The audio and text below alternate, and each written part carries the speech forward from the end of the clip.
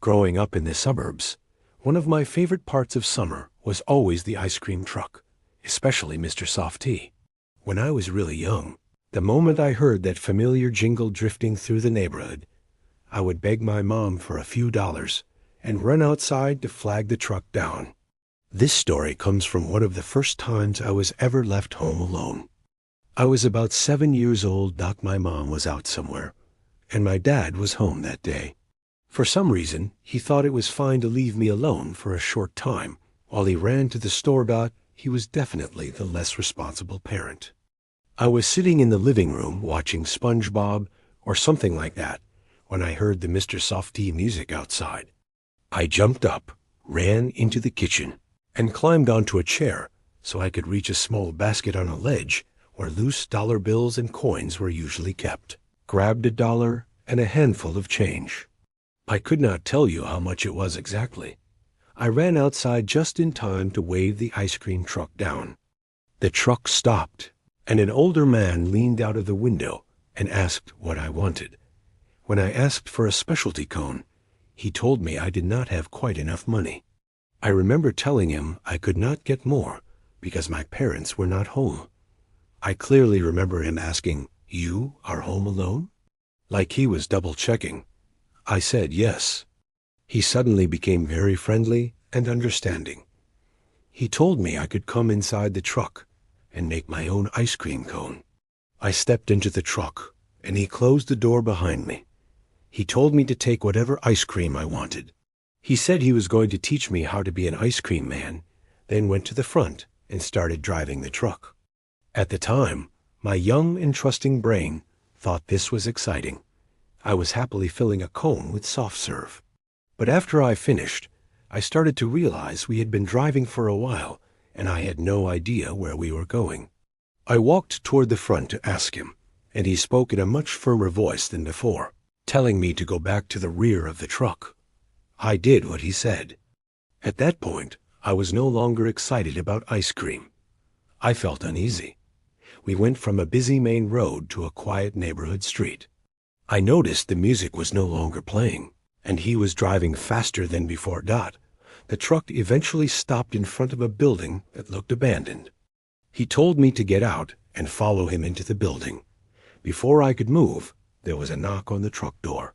I heard a familiar voice calling out. Sounding worried, the man opened the door, and my neighbor, Margie, stepped inside.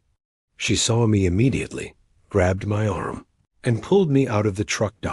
She told me to sit in her car while she went back to yell at the driver. I was confused and scared. The ice cream truck sped away down the street. This was before everyone had cell phones, so she could not call for help right away. She ran to the nearest house instead. At the time, I did not understand, but now I know she was asking to use their phone. She called 911 and reported what had happened. I do not remember every detail after that, just telling Margie what happened. Her driving me home, seeing police cars and my dad outside, and then being told to go inside after talking to a couple of officers. They did find the exact ice cream truck. I am not sure how, maybe through traffic cameras or license plates. I was asked to confirm that the man they arrested was the same one who took me. My parents told me he went to prison. They never told me his name, either because they did not know it or because they did not want me to. It is not a memory I like revisiting. Until I was 28, I lived with my parents in Camden, Maine, which is a small and pretty isolated coastal town. They were rarely home because of work and frequent traveling, so most of the time it was just me staying there by myself. Their property is large and tucked away, so whenever they were gone, I would sometimes host small gatherings. This was one of those nights. I had around 15 to 20 people over, and we were all hanging out in the backyard. Things started around 6 in the evening, and people slowly began heading out around 11 at night. By midnight, everyone had left, and I was completely exhausted from being out in the sun all day and drinking since early evening. I changed my clothes and climbed into bed. Before I could fall asleep, though, I heard something that made no sense for that hour of the night. It was the sound of an ice cream truck, except it was playing a tune I had never heard before, one that sounded oddly unsettling. The music kept getting louder until it sounded like it was right outside the house. I stayed in bed for a minute or two, expecting it to leave, but when it did not, I finally got up and looked out my bedroom window. I could not see anything from there, so I went downstairs and looked out through the living room window instead. I could barely make out what looked like an ice cream truck sitting on the lawn. My heart started racing. I had no idea who it could be, why they were there, or what they wanted. I paced around the living room, unsure if I should call the police, contact my dad, or just wait and hope they left. The horrible music did not stop. If anything, it became more disturbing the longer it played.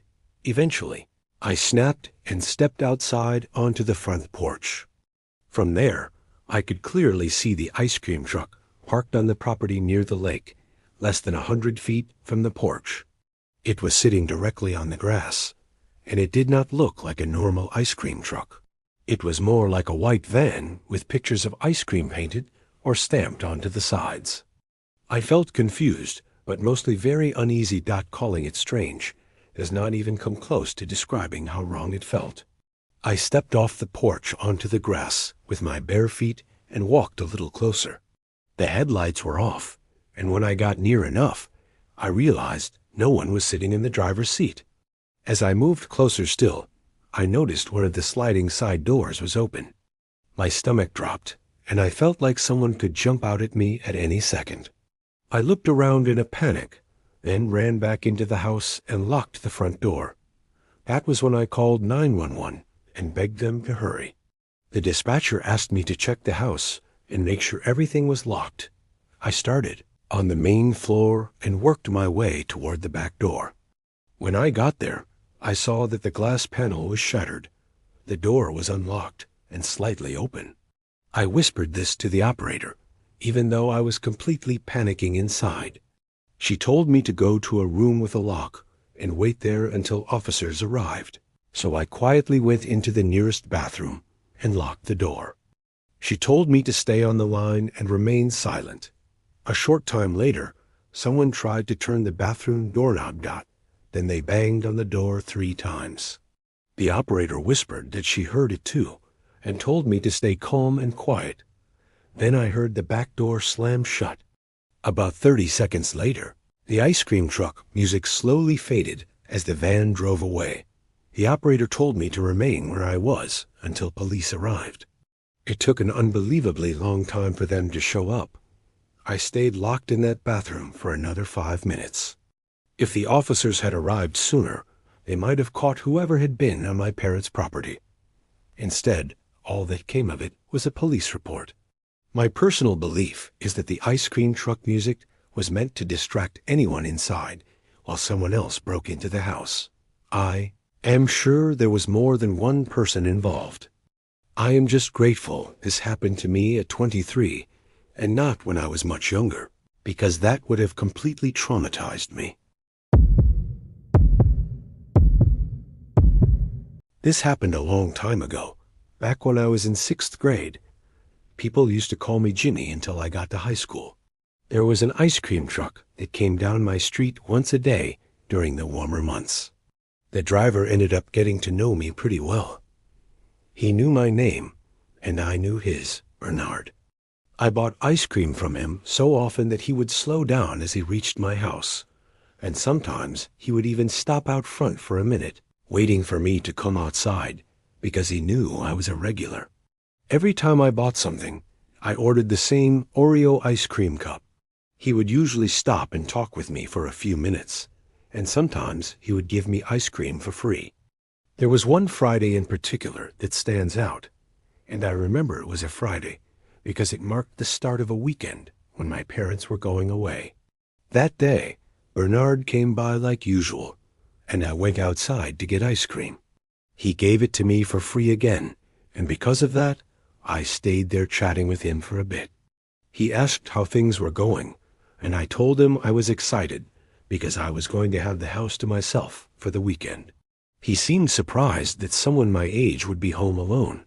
He said I was lucky and told me to enjoy it. Then he drove away, and the truck disappeared down the street along with the music. What happened next is the part that sounds hard to believe. Later that night, since my parents were gone, I stayed up late in my room playing video games on my computer. At some point, I heard the sound of Bernard's ice cream truck. It did not approach from far away and get louder. It was like the music suddenly started right outside my house. I went to my window and saw the truck parked out front, playing its tune at a really late hour, well past midnight. It had to be Bernard, but I could not understand why he was there. The music suddenly stopped, and the lights on the truck shut off. I cracked my window open slightly to listen. At first, there was nothing but the sound of crickets. Then I saw Bernard step out of the darkness, quickly walking toward my window, calling my name. He stopped when his face was right up against the glass and started telling me to come outside. He said I could have as much free ice cream as I wanted, but something about him felt wrong. The way he talked seemed strange, like he was on something. His movements were jerky and unpredictable. Then he tried to force my window open. I screamed and pulled it shut as hard as I could. He began knocking on the glass, and I yelled at him to leave, or I would call the police. As soon as I said that, he turned around and ran back to his truck. The lights came back on, and he drove off into the night without playing any music. I was terrified and did not know what to do. I was too scared to call the police, and I did not want to bother my parents. I locked my bedroom door and tried to sleep, but it took a very long time before I finally did. Bernard never came back to my street after that. Even so, for years afterward, any time I heard an ice cream truck nearby, I would feel a rush of fear, worried it might be him.